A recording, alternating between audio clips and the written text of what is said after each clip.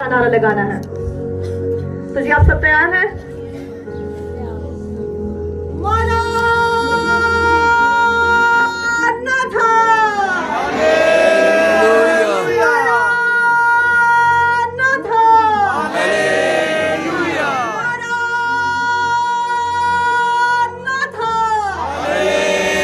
आए खुदावन के जलाल के लिए, खुदावन के फतहमंद कलाम के लिए जोरदार तालियां बजाते हुए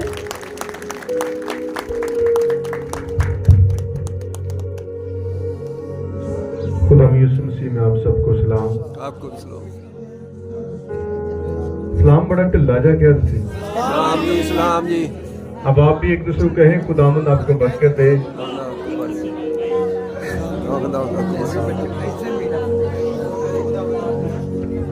आप सबको मेरी तरफ से खुदा बरकत दे।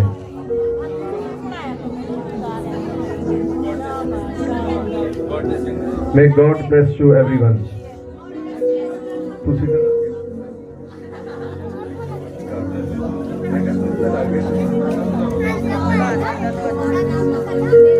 Praise the Lord. Thank you, Jesus. Thank you, Jesus. Hallelujah. Thank you, Jesus. Thank you, Jesus. Glory to Jesus. Praise the God. Thank you, Jesus. Hallelujah. Rabaka Sindara. Hallelujah.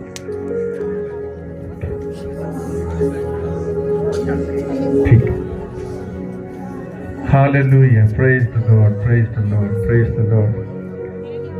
इधर भाइयों हाथ विखो, सब भाइयों आपको सलाम। तो भाइयों तुसी इधर नु हाथ को भैनों तानू ताड़ी वेलो सलाम। आमीन। हालेलुया।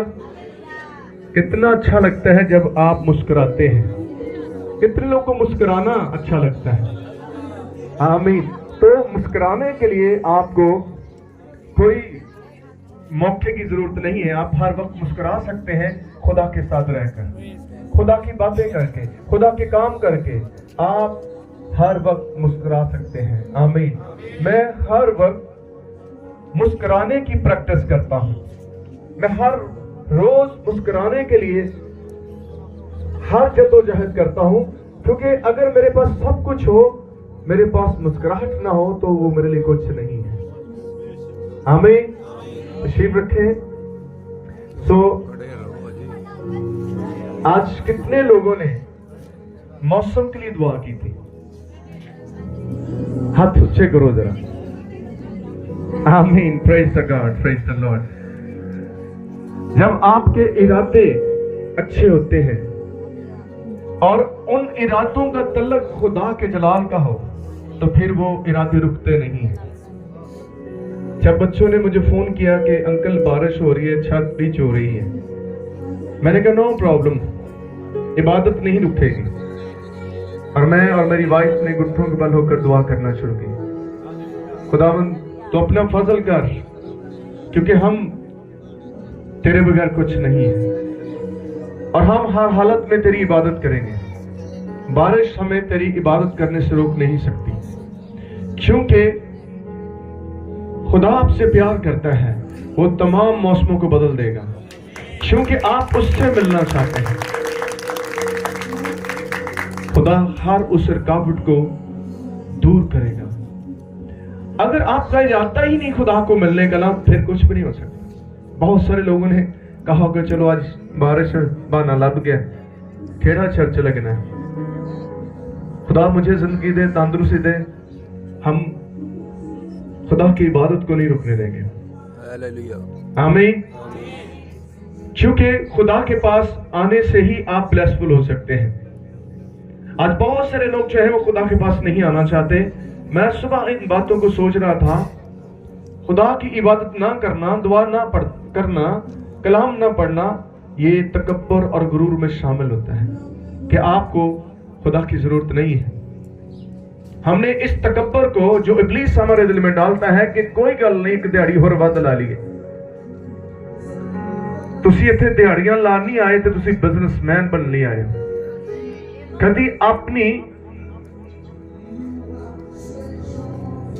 इज्जत खुदा की नजर में देखे कितनी बड़ी है, क्योंकि खुदा आपको कम तर नहीं देखना चाहता। कितने माँ बाप जो अपने बच्चों को कम तर देखना चाहते हैं।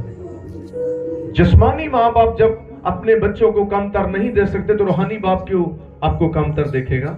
अगर हम कमतर जिंदगी गुजार रहे हैं तो उसके पीछे हमारी कमजोरियां हैं, इसके पीछे हमारी खुदा के साथ मोहब्बत नहीं है। आप जब खुदा के साथ मोहब्बत करेंगे तो कोई भी कुव्वत आपको फलदार होने से नहीं रोक सकती।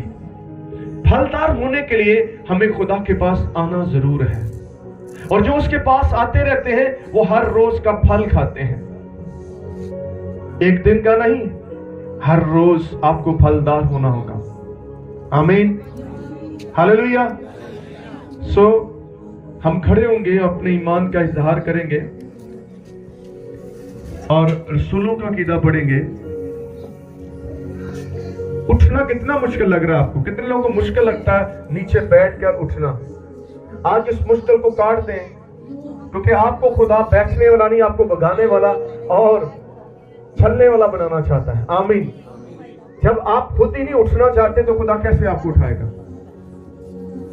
आमीन, हालेलुया। आप चारपाई से उठ सकते हैं जब आप खुदा से कहेंगे खुदा मुझे चारपाई पर नहीं रहना। खुदा भी नहीं चाहता कि आप चारपाई पर रहें।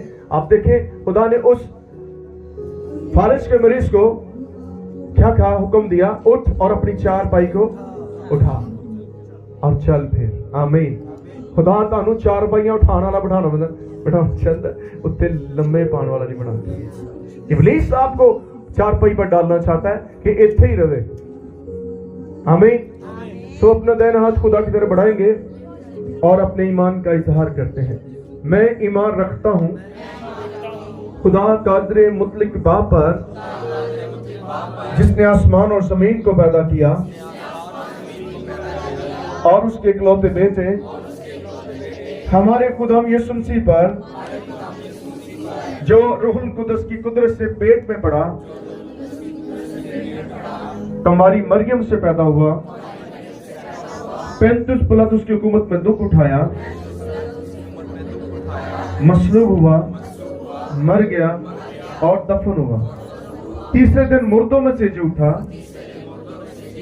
आसमान पर चढ़ गया और खुदा कादिर मुतलक बाप की दाहिनी तरफ बैठा है,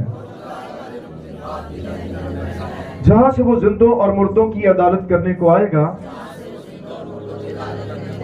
मैं ईमान रखता हूं रूहुल कुदस पर, पाक कुलिया कलीसिया पर, मुकद्दसों के रफाकत, गुनाहों की मुआफी, जिस्म के जी उठने और हमेशा की जिंदगी पर। आमीन। तशरीफ रखें। कितने लोग खुदा का कलाम अपने साथ लेकर आए हैं? सब ऐसे ऊंचा हाथ करें। Glory to Jesus. Amen, hallelujah.